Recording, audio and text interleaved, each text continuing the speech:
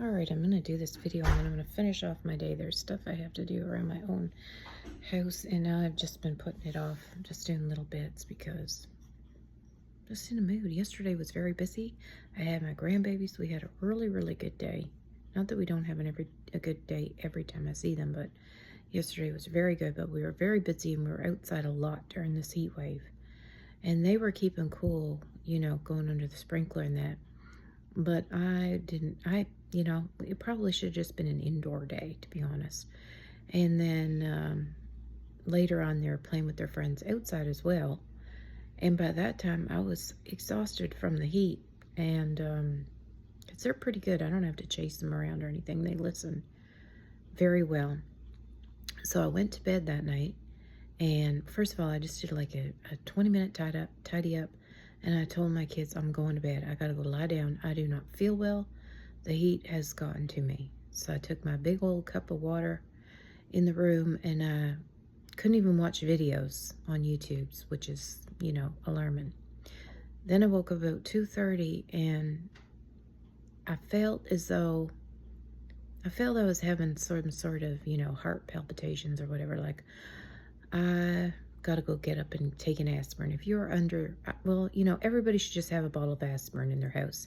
Even if it's just from the Dollar Tree, please just have a bottle of aspirin in your house. Because if you feel some sort of chest tightness or heart problems, or your arms, you get numbness in your arms or anything like that, take 2 aspirin and call emergency services. But anyways, I got up. I thought it was probably a little bit of anxiety, probably a little bit of exhaustion, probably a little bit about the heat, but I'm going to get up and take the aspirin anyways and go lie back down. If I can't calm myself down, I'll have to go to the hospital. So I took the aspirin, calmed down. It's either indigestion, anxiety, or it's the actual real thing. So I think it was just a combination of everything, and then I fell asleep, and then at about 3 in the morning, I hear banging. I ignore it. If it's anything, the cameras will catch it. I ignore it. Then I hear some more banging, and it's on the window. So I get up out of bed. What do I see? The squirrels have gotten onto the bird feeder. They've been trying for days now to try to hop over to the thing. I even moved the bird feeder, so even if they did get on the ledge, they couldn't jump over it. So they are banging away, taking turns, jumping on the bird feeder as to knock it down at 3:30 in the morning. So I just, I'm ready to get the ladder out and put it up there. Because, it kind of scared me a little bit, because I'm like, what would be banging on the window? So anyways, I am taking it easy today. I'm just doing little things and a rest. And, of course, drinking lots of water. Now, my son wanted to go play sports with his friends. My kids are learning that I'm always right, but they're not all the way there yet. And I said to him, obviously, take your water, but I'd advise you not to go play sports. It's just too damn hot. He went and played sports. Guess what happened? He threw it up. He threw it up like 3 or 4 times and got his butt home because he had rode his bike. So, he got home and stayed in for the rest of the day to keep cool. So anyways, I got myself a pecan tart. I'm having a little treat. I'm just eating light and drinking lots. And just like I said, take your rest. And I don't give a flying flip. Someone has got on my bedside this week. I don't give a flying flip who your employer is. If they don't provide water or understand that this heat is not made for mankind, I'm not going to tell you to show them the middle finger, but, they don't value employees. That's what I'm going to say. That's all I'm going to say. Because I read an old article. I was going through my scrapbooks. I have an old article there about the heat. No, sorry, pardon me. It was about the cold and about how the cold, working outside, etc., has a very big effect on our heart conditions and heart health and all that stuff, right? So one of the people I know, I won't say if they're related to me or they're not, but they had a coworker that did not want to work in the wintertime. Okay, let me just say that. They were going to sit this winter out, but they didn't. And they had some, I'm just putting, I wasn't going to say the story, but I thought, oh, who cares at this point in time. but they had a major heart situation, major heart thing happened to them. So your job and I know your livelihood, I understand everybody goes through it and they got to do what they got to do out there. But do not put your health at risk for these SOBs, because they don't give a flying flip what you're going through. They will have you working out there, sweating, shaking. You know, the one place I worked for, they were very kind. Like, as soon as, you went through that, they were right there to take care of you. That I can't say anything of that. But at the end of the day, nobody should be working out in this heat. It's all about this stuff. Nobody should be working out in this heat, and unless they can take breaks, 20 minutes on, 20 minutes off, but at the end of the day, it's bad for heart. And I know a lot of people are going to have a lot to say with that, because they're going to say, well, we can't just stop the economy because this. Well, who trumps? People or money? I'm done with it all. I really am. So anyways, I have this story to tell while I eat this. I'm going on about the economy while I sit here eating a pecan tart, pecan, and I'll tell you this little story.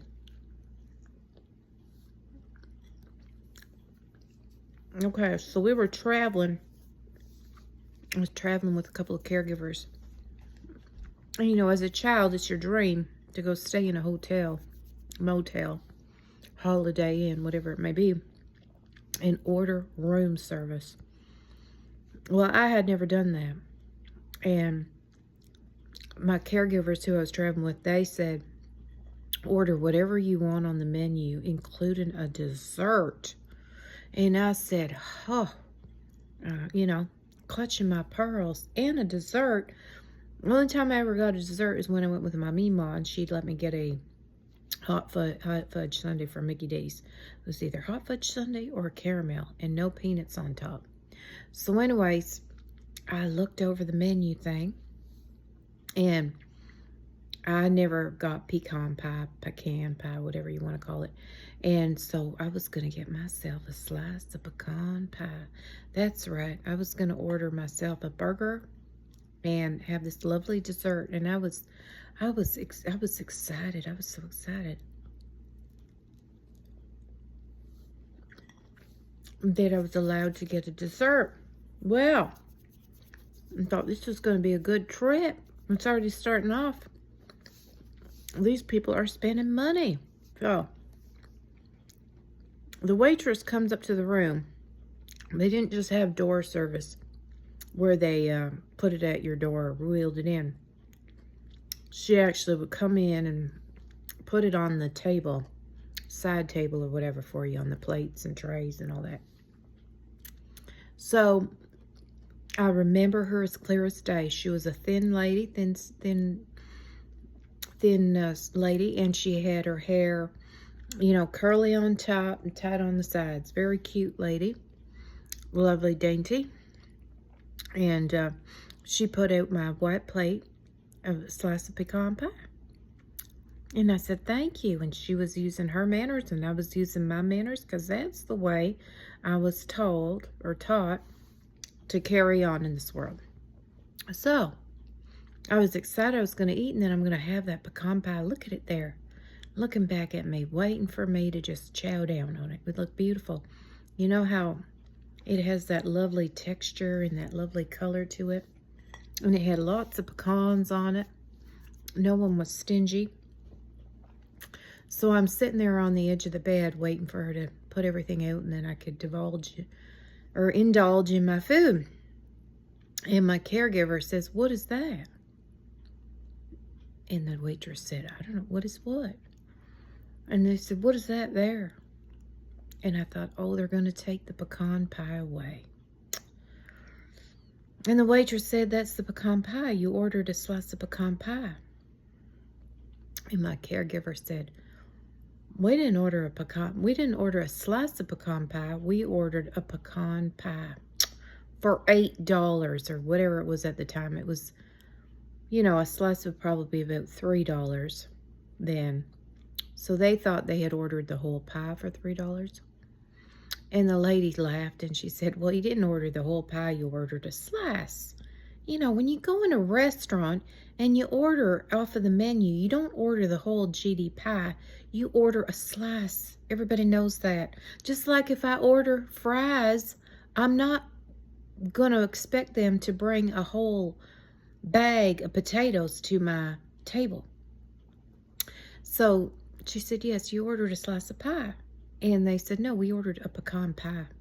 And she said, well, would you like to order a couple more slices? I can call down and they'll bring it up. And they said, no, we want the whole damn pie. And she said, but it's not the whole pie you ordered, ma'am, sir. It is a slice. Everybody orders just a slice of pie. It's per person, you know what I mean. And they made her take out the menu. By this time, I'm devastated. I'm embarrassed. I wish that I'd never, ever even ordered the damn dessert. And like I said, I had never ordered one before. This was a big deal for me. And now I wished I had never ordered the GD thing. And I'm sorry for saying GD. I really shouldn't say that. So anyways, they take out the menu. And now they're having a whole conversation about whether or not it says in the fine print that it is a slice of pie, or the whole pie. And it says pies, in big letters. And then it says underneath pecan, strawberry, banana, coconut, right? So, I guess there was a debate. Is it a slice or is it the whole pie? Now, like I said, common sense would reign, but not in this case. So guess what? The poor girl, the poor waitress had to go down. She called down to the front, to the kitchen, I guess, and said, I have these crazy people up here demanding the whole damn pie for $3. And they are, and this lady was stressed. I mean, she had never encountered people like this before in her life. Let me tell you that. So she went down, ends up going down to the kitchen. She's trying to remain calm and has a smile on her face, and brings up a whole pecan pie. Well, I thought to myself, well, guess what? Nobody likes pecan pie except me. So does that mean that I get to eat the whole damn pie by myself? So, the end of all this, you could tell that this lady's soul, a little piece of it had been removed. And we pack up our things the next day or whatever, 2 days later, I don't remember. And they get to putting everything in the camper, and we get to trucking on and everything. And I open the fridge and I take myself a slice of pecan pie, one more slice. And I think, this is great. I'll be able to eat this whole pie to myself. But I felt bad for the lady. And guess what happened? We get to the next place, we're camping or whatever, and that pie just remains in the fridge. It just rots. I had the slice in the hotel, then I had the slice in the camper, and no one else had a slice. It just rotted. It was just the whole point of putting someone out and inconvenience them and just getting the last word in. That's all that scenario was about. And after that, I didn't eat pecan pie for a very long time until years later I had to make myself a pecan pie Thanksgiving. And I haven't really made one ever since because one of my sons has a peanut allergy. So even though peanut is a legume and there's a whole thing about that, I didn't want to have pecans around them. So I didn't make pecan pie. So now I'm eating pecan pie, but that's just a story. That just goes to show you sometimes when you're in situations where people, they're pretending to be nice, but they're not nice people. Their true colors always come out. And I was mortified. I felt so bad for that lady. But like I said, for her, it would have been a learning experience, because once she had those customers, they'd have been the hardest customers that she'd have ever had. And she probably was, fine after that. After those people that she had to deal with, everybody she had to deal with after that was probably just water under the bridge. Easy breezy. She got a training in holding and being, keeping her composure, because I would have quit my job at that point. I would have got to fighting in that hotel room is what I had to done. All right, talk to you later. I'm tired. Keep out of the sun. Drink lots of water, and please watch your kids, your pets, your people, anybody. Even if you see someone on the street, stop and offer them a bottle of water or something. Don't be callous. I told this story before, and I'll tell you it one more time. I was out in the heat, out of water, Not even around anywhere. There was no one with water, no coffee shop, nothing like that. And I walked up to this man. The first thing I said to him was not hello, how's your day, nothing. I just walked up to him and I said, I'm out of water. And he looked at me. He had a grocery cart with him. He looked at me and he said, well, you're in luck. I have 2 bottles of water, one for you and one for me. And he gave me a bottle of water because I think I would have passed out. I've had sunstroke before in my life, so I think I would have passed right out if he wouldn't have been there for me. So, and I thanked him 4 or 5 times. Thank you, thank you, thank you, because I probably would have passed out. And he giggled, but I don't think he knew how I was on the brink.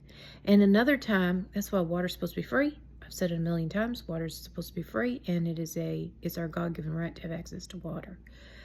A lady in Arizona, I believe, the temperature was like 105 or something like that, and she burst into this man's house. Because when your body needs something, it don't care.